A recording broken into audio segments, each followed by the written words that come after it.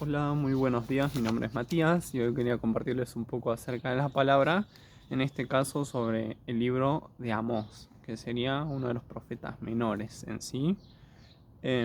Lo que se resalta mayormente de este profeta es que no descendía de profetas y tampoco tenía un entorno profético. Más bien él fue llamado desde su labor como pastor, digamos. Iba a decir que era pastor en Tecoa, que era un lugar que quedaba a 10 kilómetros de la ciudad de Belén. En sí, entre las montañas de Judá quedaba Tecoa.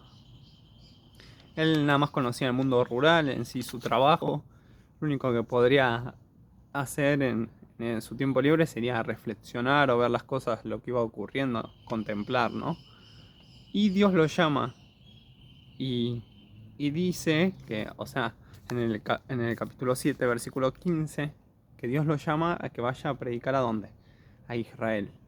Entendamos, el reino estaba dividido. Reino del norte, reino del sur. Reino del norte Israel, reino del sur Judá.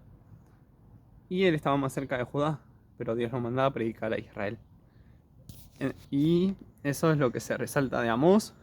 Y va y no solo predica, sino ya enseguida apenas empieza a predicar, eh, expone la palabra y el rey lo odia y también lo odia el sacerdote Amasías y le dice al rey como que Amós está en contra del rey y está en contra de la nación, o sea, eh, lo calumnian o dan falsos testimonios acerca de lo que es la vida de Amós. Después, eh, es más, este Amasías le dice, vete a la tierra de Judá, ¿no? Dice, si quieres ser profeta y quieres ganarte el pan así, profetizando, que yo que sé, andate a Judá. Y Dios no lo mandó a Judá, lo mandó a Israel. Profetizó alrededor del 750 a.C., en el reinado de Jeroboam II, entre el 783 y 743 a.C., ¿no? Que es lo que le duró el reinado este. En sí era un periodo de prosperidad en el sentido económico, prosperidad en el sentido militar, en lo social a la gente le iba bien, pero había una cosa diferente, porque esto recordaría mucho a los años de David y de Salomón, que había mucha prosperidad y que a todos le iba bien, pero en este caso era una prosperidad ganada a costo de injusticia, a costo de corrupción. No era algo ganado en relación a la justicia, a haber actuado bien delante de Dios. Y esto es lo que el profeta Amós les va a criticar, digamos, al reino del norte, ¿no? A Israel. Después, eh, ¿por qué? Porque habían tres cosas que ocurrían. Había una brecha grande entre los ricos y pobres. Los, los que tenían más dinero, digamos, más riquezas, no eran solidarios.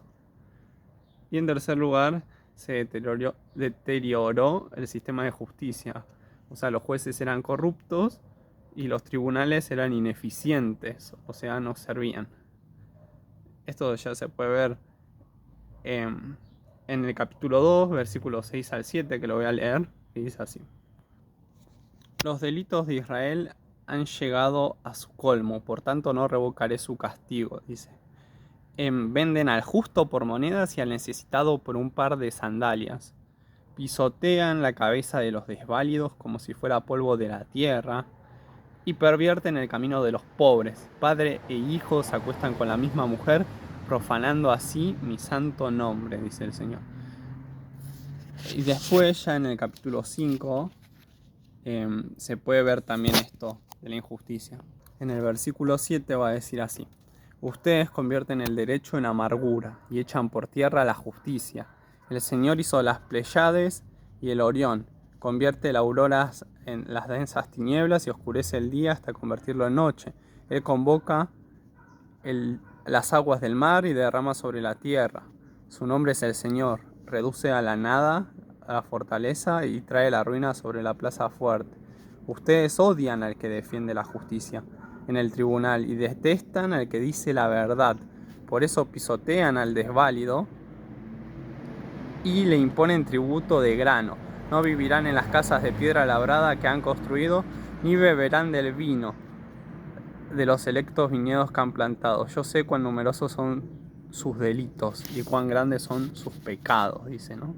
Ustedes oprimen al justo, exigen soborno y en los tribunales atropellan al necesitado. Por eso, en circunstancias como estas, guarda silencio el prudente, porque estos tiempos son malos, dice. Ahí ya se va viendo, ¿no? Como el profeta, o sea, hablando de parte de Dios, muestra toda la corrupción que está habiendo en el país, ¿no? Entre ricos y pobres y toda la injusticia que hay en los tribunales, los jueces. Muchas de las cosas que ocurren en nuestra actualidad, ¿no? O sea, Dios detesta que haya injusticia, que se mienta, digamos. ¿Y qué es lo que Dios quiere? Bueno, en el capítulo 5, versículo 21 al 24, dice al final, dice Dios así, que fluya el derecho como las aguas y la justicia como arroyo inagotable. Eso es lo que quiere Dios, que seamos un poco más justos. También otra crisis que había en su sistema era la crisis religiosa, en sí el sincretismo, esta mezcla de religiones o deidades, ¿no? Decían servir al único Dios, pero servían a muchos dioses a la vez, adoptando costumbres de otros pueblos. Eso se puede ver en el capítulo 5, versículo 25 al 26. Después, si hablamos de la estructura del libro de Amós, se puede dividir en tres partes. La primera, oráculos, serían o juicios en contra de las naciones vecinas de Israel. Esto se va a ver del capítulo 1.1 al 2.5. Después, en segundo lugar, juicios y denuncias, reproches, amenazas y castigos a Israel. Esto se va a ver del capítulo 2.6 al 9.10, que es casi todo el libro. Y por último, en tercer lugar, la futura restauración de Israel. Esto se va a ver del capítulo 9, versículo 11 al 15. Después, en sí, ¿qué representaba el juicio a los enemigos? Representaba esperanza nacional. ¿Por qué esperanza nacional representaba los juicios? Porque estos pueblos habían actuado mal en las guerras, habían sido muy crueles, muy sanguinarios, habían hecho cosas malas en las guerras. Esto se va a ver en relación a Damasco, a Gaza, a Tiro, a Edom, a Amón y Moab. Dios les va a decir que sus delitos han llegado a su colmo y que no va a revocar su castigo, van a tener su castigo. Pero no solo eso, porque después del versículo 5 del capítulo 2 también se va a empezar a hablar de Israel y se va a empezar a hablar de Judá. O sea, ellos no quedan exentos, por ser el pueblo elegido de Dios, no quedan exentos del castigo, porque ellos también están pecando y su pecado también los ha alcanzado. Entonces, tanto en el capítulo 1, versículo 3, versículo 6, versículo 9, versículo 11, versículo 13, va a ir apareciendo esto, de que su pecado ha llegado a su colmo y que Dios no va a revocar el castigo. En el capítulo 2, versículo 1, 4 y 6 también aparece esta frase. En sí, después se van a dar los juicios a Israel y a Judá. ¿Por qué? Por estas tres cosas que ya mencionamos. Porque eran opresores, o sea, oprimían al pobre. Eran corruptos los jueces, los tribunales. Y porque había un sincretismo religioso. Se estaban mezclando las creencias, no estaban sirviendo al único Dios. Entonces Dios amenaza, digamos, de alguna manera al pueblo de Israel. Eso se ve en el capítulo 3, versículo 1 y del 6 al 14. Allí van a aparecer dos palabras interesantes: oigan o oír y hay en esos capítulos. En este oír, en este oigan, lo que se muestra es que Dios desea que el pueblo le escuche. Dios quiere una comunicación efectiva, digamos. Sin comunicación aún entre nosotros como personas no llegamos a nada. Y con Dios es igual. Necesitamos comunicarnos con Dios. ¿Y cómo nos comunicamos? Por medio de su palabra y cumpliendo su palabra. En el capítulo 3, versículo 1, en el 4, versículo 1, en el 5, versículo 1, se muestra esto de que Dios dice oigan, oigan, oigan. Y el pueblo tiene que oír, digamos. Después en el capítulo 3, versículo 18, y en el 6.1, va a aparecer la expresión esta, ay. ¿Por qué? Porque el pueblo ha pecado, el pueblo ha hecho lo malo y están en una crisis, o sea, no están haciendo las cosas bien y no les va a ir bien. Entonces Dios, para exponer la naturaleza de lo que se viene, dice: ay, pobre de Israel, ¿no? Pobre de Samaria, pobre de... así. Después podemos ver otra cosa más que se habla en este libro, en el versículo 2 del capítulo 3, que es que Dios eligió a Israel, ¿no? Y que Israel tiene un peso más grande por haber sido el pueblo elegido de Dios, ¿no? No puede estar actuando igual o peor que los otros pueblos. Eso se le dice teología de la elección, que se va a ir mostrando a lo largo de los libros de la Biblia, que Dios eligió a su pueblo Israel, pero no porque fuera grande, poderoso, digamos, sino porque era pequeño, era insignificante en relación a los otros pueblos de la tierra, y Dios lo hizo grande. Ahí es lo que se va a ir resaltando a lo largo de los libros del Antiguo Testamento. ¿Y para qué? Para que el pueblo sea luz a las naciones, no para que sea oscuridad a las naciones. Por eso conlleva cumplir fielmente con la voluntad divina, lo cual estaban errando acá, porque estaban en un sistema de injusticia. Amos les critica esto, el desconocimiento y el rechazo que ellos tienen a la palabra. Esto se ve en el capítulo 4, versículo 4 al 13. Y por eso es que vienen el juicio y la destrucción de Samaria y de Israel, que se va a mostrar en el capítulo 3, versículo 9, hasta el capítulo 4, versículo 3, y después de Israel, la destrucción de Israel, del 6:1 al 14, al versículo 14. Ahí también voy a buscar unos pasajes para que podamos leer del capítulo 4, versículo 6, que está bastante interesante, que va a decir así: yo les hice pasar hambre en todas sus ciudades, y los privé de pan en todos sus poblados. Con todo ustedes no se volvieron a mí, afirma el Señor. Yo les retuve la lluvia, aún faltaban 3 meses para la cosecha. En una ciudad hacía llover, pero en otra no. Una parcela recibía lluvia mientras que la otra no, y se secó. Vagando de ciudad en ciudad iba la gente en busca de agua, pero no calmaba su sed. Con todo ustedes no se volvieron a mí, dice el Señor. Castigué sus campos con plagas y sequía. La langosta devoró sus huertos y viñedos, sus higueras y olivares. Con todo ustedes no se volvieron a mí, afirma el Señor. Yo les mandé plagas como las de Egipto. Pasé por la espada a sus mejores jóvenes. Junto con los caballos capturados hice que llegara hasta sus propias narices el hedor de los cadáveres. Con todo ustedes no se volvieron a mí, afirma el Señor. Les mandé plagas como... No, más adelante. Dice: yo les envié destrucción como la de Sodoma y Gomorra. Quedaron como tizones arrebatados del fuego. Con todo, ustedes no se volvieron a mí, afirma el Señor. Por eso, Israel, voy a actuar contra ti. ¿Y cómo voy a hacerlo? Prepárate, Israel, para encontrarte con tu Dios. Digamos, hasta ahí. Dios ha ido corrigiendo al pueblo. Dios le ha ido mostrando al pueblo que si se apartan de él va a haber consecuencias, que nada bueno se obtiene, digamos, apartándose de Dios.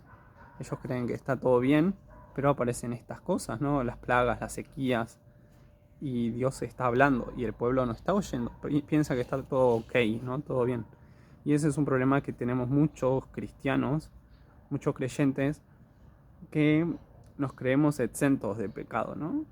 Llega un momento que pensamos que somos demasiado santos, que no nos estamos equivocando y nos pasan cosas malas y decimos: uy, será alguna casualidad de la vida que me pase algo malo, pero no vemos la corrección de parte de Dios.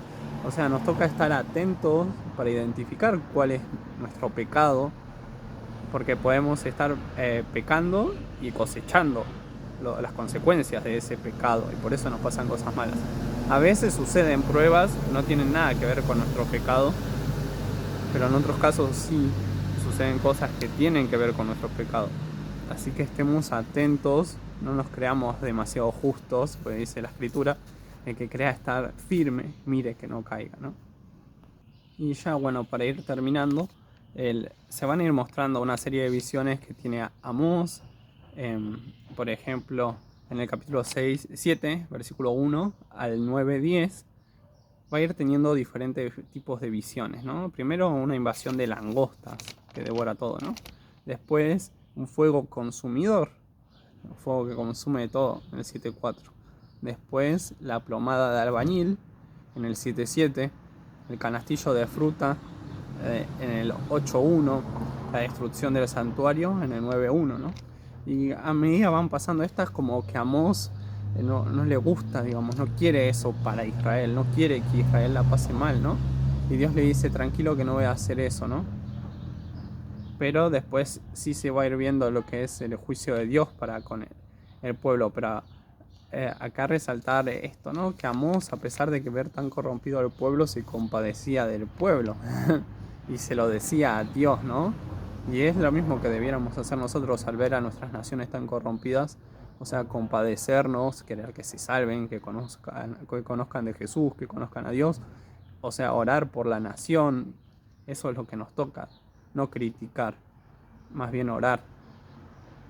Después, ya en el capítulo 5, del versículo 1 al 27, aparece una exhortación al arrepentimiento, porque lo que Dios quiere es esto, que se arrepientan y que nadie se pierda, digamos, que todos procedan al arrepentimiento, ¿no? Por eso quería leerles dos versículos que están en el 5.14 al versículo 15, o sea, nada más dos versículos que son bastante interesantes. Y dice así: busquen el bien y no el mal y vivirán, y así estará con ustedes el Señor Dios Todopoderoso, tal como ustedes lo afirman. Odien el mal y amen el bien. Hagan que impere la justicia en los tribunales, tal vez así el Señor, el Dios Todopoderoso, tenga compasión del remanente de José, ¿no? Hablando del pueblo de Israel. Acá se ve que es lo que Dios quiere, ¿no? Que se arrepientan en sí, que vuelvan a actuar con justicia. Y eso también es lo que nos toca, ¿no? Como entendemos, la Escritura dice que Dios es fiel y justo, ¿no? Para perdonarnos de toda maldad, ¿no? Y a nosotros nos toca arrepentirnos de aquellas cosas malas que hicimos para poder ser perdonados. Y es algo que lo debemos hacer a diario, porque a diario pecamos, ¿no? Y ya lo último, en el capítulo 9, versículo 11 al 15, se va a mostrar en sí la esperanza del pueblo de Israel.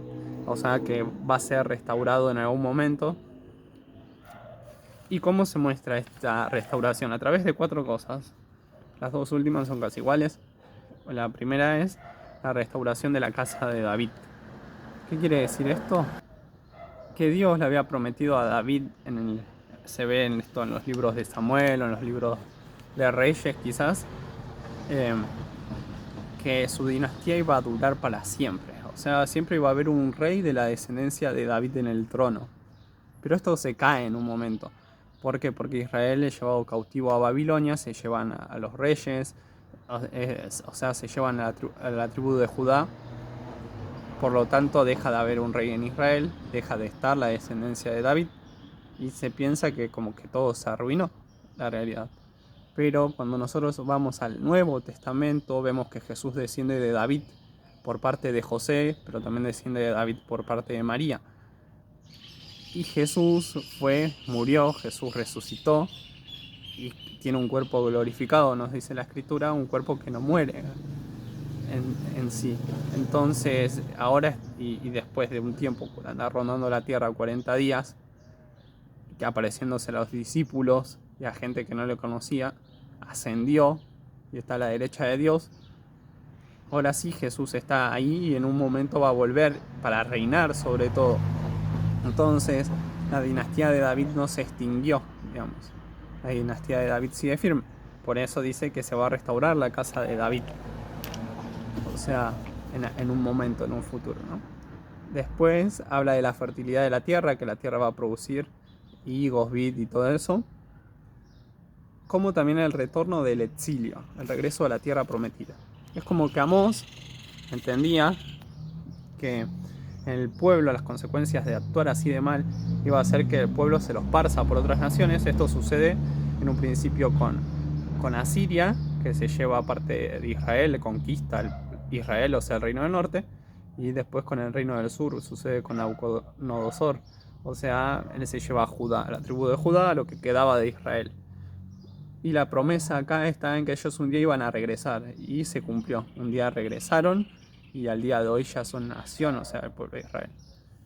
Por eso es que entender que las promesas de Dios son promesas verdaderas, se cumplen, la palabra se cumple. Y bueno, espero les sea de bendición esta introducción, que puedan profundizar en el libro de Amós, que es un libro bastante interesante y que te desafía, digamos, a vivir de una forma íntegra, honesta y en verdad. Así que espero Dios los bendiga y que puedan tener un bonito día. Saludos.